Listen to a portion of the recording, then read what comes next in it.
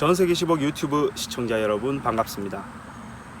제 채널에 구독과 좋아요를 눌러주신 여러분 더더욱 반갑습니다. 한때 플래셔라는 말이 있었습니다.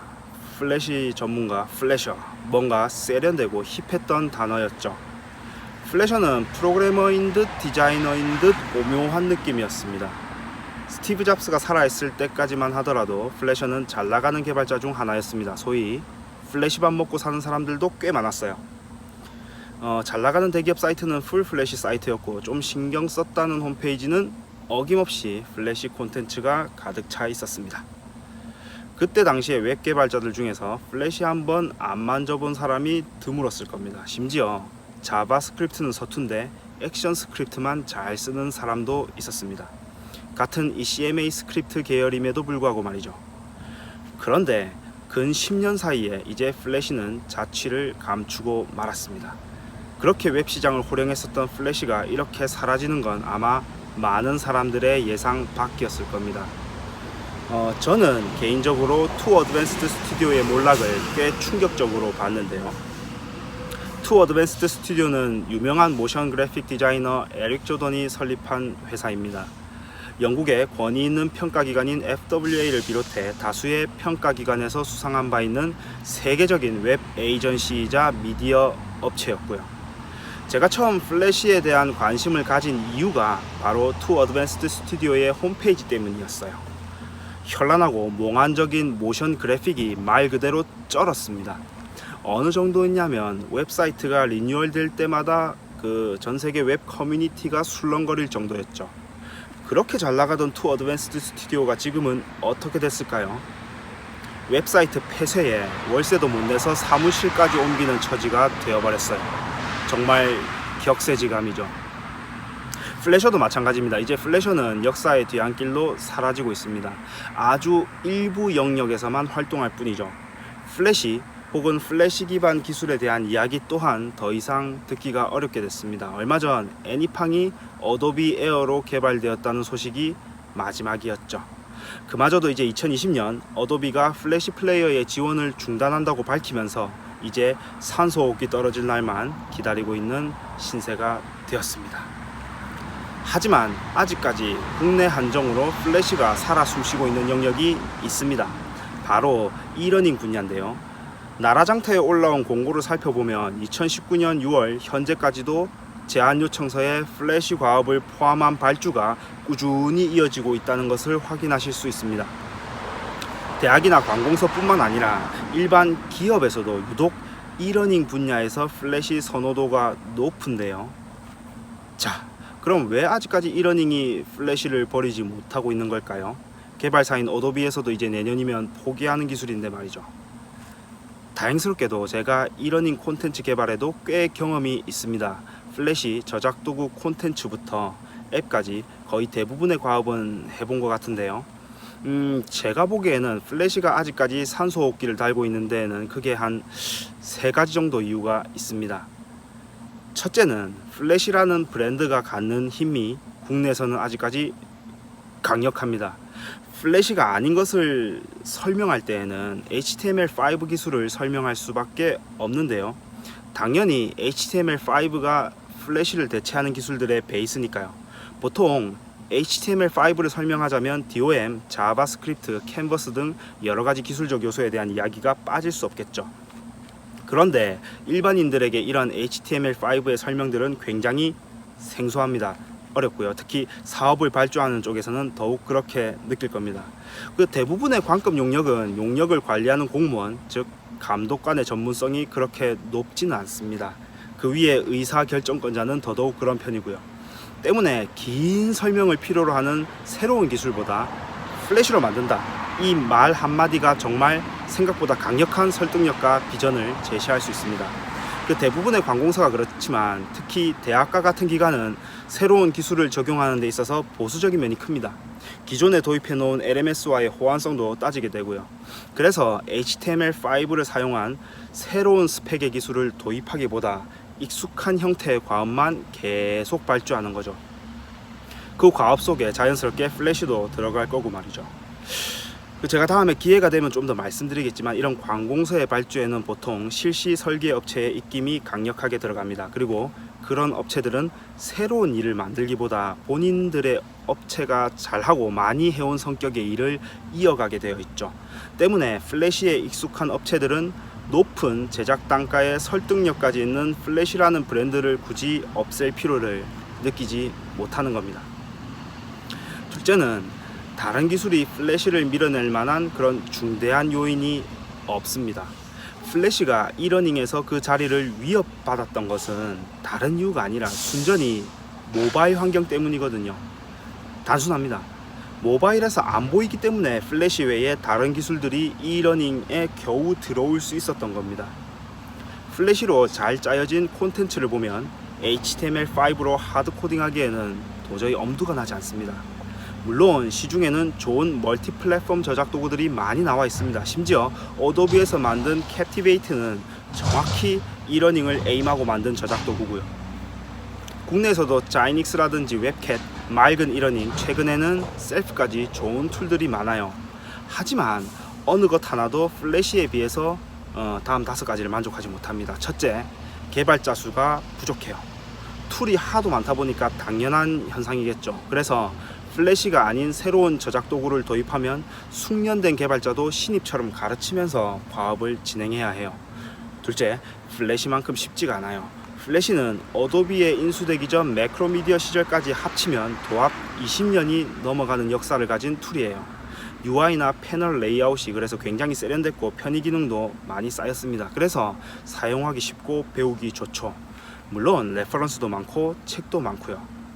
애니메이션과 스크립트부가 완벽히 분리되어서 협업하기도 용이해요. 다른 저작 도구들은 미리 지정해 놓은 템플릿을 엄청 제공하거나 많은 기능을 자동화하는 식으로 난이도를 낮추는 방식을 택하는데요. 오히려 이게 플래시에 비해서 자유도가 낮아지는 그런 단점을 만드는 거죠. 셋째, 퀄리티가 플래시보다 비슷하거나 좀 떨어져요. 다른 저작 도구로는 아무리 잘 만들어도 플래시보다 멀티미디어 출력이 떨어지거나 겨우 비슷한 퍼포먼스를 냅니다. 그리고 브라우저마다 다소 상이한 퍼포먼스를 내기도 해서 안정성도 좀 떨어지죠. 여담으로 요즘은 브라우저들이 렌더링 속도도 올라가고 최신 스펙을 잘 따르기 때문에 그런 퍼포먼스의 편차가 거의 없어진 편이긴 합니다. 특히 죽여버리고 싶은 인터넷 익스플로러도 굉장히 빨라졌어요. 그래도 플래시 플레이어에 비하면 아직 비슷하거나 모자란 수준이에요. 특히 애니메이션이라든지 각종 모션 이펙트에 있어서 말이죠. 썩어도 준치라는 말이 있잖아요. 플래시 플레이어가 시스템 자원은 엄청 빨아먹더라도 애니메이션에 키프레임 왕창 밀어 넣어도 항상 만족할 만한 결과를 보여줍니다. 특히 벡터 기반 그래픽에서는 더더욱 그렇고요. 넷째, 시장을 더미네이트한 저작 도구가 아직 없어요. 이게 왜 문제가 되냐면 광급 용역에서는 뭔가를 만들면 그것에 대한 원본도 함께 납품하게 되어 있거든요. 계약에 따라 다르겠지만 보통 그래요. 안 그러면 담당 공무원 욕먹습니다. 소프트웨어도 마찬가지인데요. 소프트웨어도 원본 소스 코드를 보통 CD나 USB 같은 저장 매체로 따로 저장해서 제출해야 해요. 그런데 듣도 보도 못한 언어의 컴파일러를 사용해서 납품하면 어떻게 될까요? 추후에 유지보수는 달나라로 가버리겠죠. 그렇기 때문에 보통 과업을 설계할 때는 개발 방법까지 특정합니다. 자, 그러면 가장 많이 쓰이는 도구를 선택해야 가장 많이 쓰이는 원본 파일을 받을 수 있을 텐데 지금 딱히 그런 저작 도구가 플래시 외에는 없는 상황인 거죠. 다섯째는 모바일 지원이 시원찮습니다. 이게 꽤 중요한데요. 플래시가 모바일 지원이 되지 않기 때문에 다른 저작 도구를 사용하는 거잖아요. 그런데 다른 저작 도구도 모바일 콘텐츠를 만들려면 별도로 따로 이렇게 제작을 해야 하거나 반응형으로 디자인을 해서 통합을 하더라도 그다지 좋지 못한 결과물이 나옵니다. 이거는 개발자들이 아직까지 반응형 이러닝 콘텐츠에 대한 경험이 많이 없어서 그런 것일 수도 있어요. 하지만 그런 게 변명이 되진 않겠죠.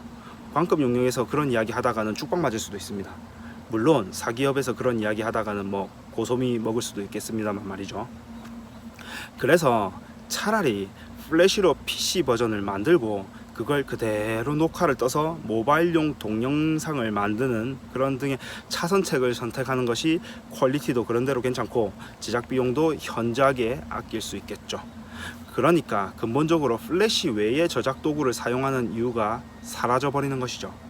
결론적으로 이 5가지 이유로 저작 도구는 플래시를 밀어낼 만큼 그런 어떤 중대한 요인을 만들어내지는 못했습니다. 자, 마지막으로 셋째는 플래시 개발자가 다른 기술로 갈아타는 것이 어렵습니다. 이게 무슨 말이냐 하면은 플래시 개발자는 개발자이기도 하고 디자이너이기도 한데 좀 애매한 느낌이거든요. 그러니까 지금의 프론트엔드와 비슷한데요. 보통 프론트엔드 개발자는 DOM, CSS, 자바스크립트를 다루죠. 플래시 개발자는 무비 클립, 심볼, 액션 스크립트를 다룹니다. 이 기술들이 서로 따지고 보면은 개념은 비슷한데 툴만 사용하던 사람이 갑자기 타이핑을 하면서 마크업을 하려고 하면 숨이 턱 막힙니다.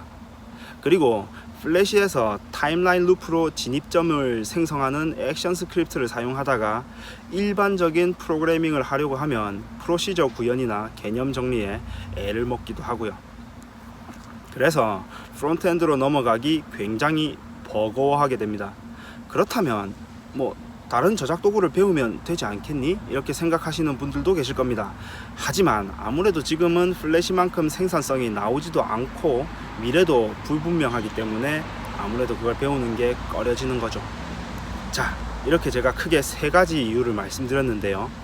그래서 지금 플래시는 한국 한정으로 산소 호흡기를 달고 있습니다. 많은 이러닝 사이트에 가보면 아직도 플래시 아니면 동영상 콘텐츠 두 종류가 거의 대부분이고 인터랙티브한 HTML5 콘텐츠는 거의 10%를 넘지 못하고 있어요.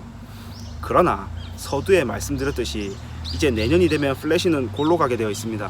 그렇다면 이제 그 자리를 다른 저작 도구가 꽤 차게 될까요? 제 생각에는 그렇지 않습니다. 저는 대부분 동영상 콘텐츠로 전환하게 될 것이라고 생각합니다. 왜냐하면 그것이 비용이 덜 들고 덜 위험한 방법이니까요. 그런데 말이죠. 여러분 혹시 이러닝을 이용해 보신 적 있으신가요? 만약에 그렇다면 어떠셨나요? 저는 개인적으로 이러닝이 재미있고 또 효과가 있으려면 굉장히 인터랙티브해야 한다고 생각하는데요. 보통 동영상으로 만든 이러닝 콘텐츠는 잘 안 보게 되잖아요. 불 꺼졌다. 계속할게요. 그냥 켜놓고 다른 일 하게 되고, 그런데 뭔가 중간중간 퀴즈도 놓고 참여할 수 있는 요소가 있으면 아무래도 집중도가 높아지지 않나요? 그런데 단순한 동영상 콘텐츠가 그런 부분까지 끌어줄 수 있을까 생각한다면 분명히 모바일용 이러닝 콘텐츠를 위한 대안이 나타날 겁니다. 강의도 그렇잖아요. 그냥 줄줄줄줄 읊어주는 교수보다 학생에게 질문도 하고 발표도 시키면 긴장은 될지언정 수업에 좀 더 집중하게 되고 재미도 있잖아요. 우리보다 일찍 플래시를 손절한 해외에서는 이미 캡티베이트, 그리고 엘루시댓, 아티큘레이트, 시프트, 렉토라 인스파이어 같은 인터랙티브한 도구들이 자리를 잡고 있습니다. 아마 향후 당분간은 동영상 이러닝 콘텐츠가 우리나라에서는 거의 대세를 이루게 될 텐데요. 그러나 인터랙티브한 이러닝 콘텐츠에 대한 수요는 어차피 사라질 수 없습니다. 그렇기 때문에 어떤 저작 도구가 대세가 될지 지켜보는 것도 재미있으실 겁니다. 물론 제가 앞서 말씀드린 3가지 이유들을 어떻게 극복해 나가는지가 관전 포인트가 되겠죠. IT 갈라파고스라는 말이 있습니다. 공인인증서, 한글 워드 프로세서, 액티브엑스, 위피, 오늘 말씀드린 플래시까지 우리나라가 해외에 비해 기술적으로 고립되어서 마치 갈라파고스 섬을 연상시킨다는 거죠. 그러나 우리의 경험에 비추어 보건대 어차피 저런 고립된 기술들을 국제 표준에 발맞춰 대체하는 것은 시간 문제입니다. 다양한 핀테크가 등장하면서 많은 공인인증서는 점점 힘을 잃어갑니다. 한글 워드 프로세서는 PDF나 워드로 대체되어 가고 있습니다. 액티브엑스는 사실상 퇴출이고 위피는 고인이 된 지 오래죠. 플래시도 내년이 되면 이제 역사의 뒤안길로 사라집니다. 자, 이런 상황에서 개발자는 어떤 스탠스를 취해야 할까요? 제가 언제나 강조하지만 그럴수록 개발자는 언제나 펀더멘탈을 중요하게 가져가야 합니다. 기술의 일면만을 쫓다 보면 기술과 함께 사라질 위험이 큽니다. 그렇기 때문에 프레임워크나 라이브러리를 얼마나 잘 다루는지보다 특정 플랫폼이나 언어에 대한 깊은 이해를 쌓는 것이 중요합니다. 실제로 실력 있는 많은 플래셔는 지금 성공적으로 웹 개발 커리어를 쌓아가고 있고 자바스크립트나 캔버스에 대한 이해도도 매우 높습니다. 애니메이션 라이브러리를 굉장히 스타일리시하게 사용하기도 하고요. 특히 이징 펑션 사용에 있어서는 타의 추종을 불허합니다. 뿐만 아니라 게임 개발 분야에서도 굉장히 활발하게 활동하고 있기도 합니다. 이분들이 일반적인 그런 플래셔와 달랐던 것은 액션 스크립트를 깊은 그런 수준으로 이해하고 있었고 직접 라이브러리를 개발하거나 대규모 풀 플래시 작업까지 수행해 본 사람들이라는 겁니다. 그래서 같은 이 CMA 스크립트 계열인 자바스크립트를 쉽게 받아들이실 수가 있었고 그리고 소프트웨어 아키텍처에 대한 펀더멘털을 그대로 가져갈 수가 있었던 것이죠. 기술은 도구입니다. 못을 박기 위해서 망치가 필요한 것이지 망치를 사용하기 위해 못을 박는 일은 없어야겠죠. 플래시를 쓰기 위해 만들어졌던 많은 이러닝 콘텐츠의 사례를 다시 돌아봅시다. 그리고 여러분은 못 말고 나사도 쓰고 목공용 풀도 쓰고 50 본드도 쓰고 실리콘 총도 쏠 수 있게 되시길 바랍니다. 결국 중요한 것은 나무를 고정하는 거니까 말이죠. 자, 오늘은 여기까지 하겠습니다. 불이 꺼져서 죄송합니다.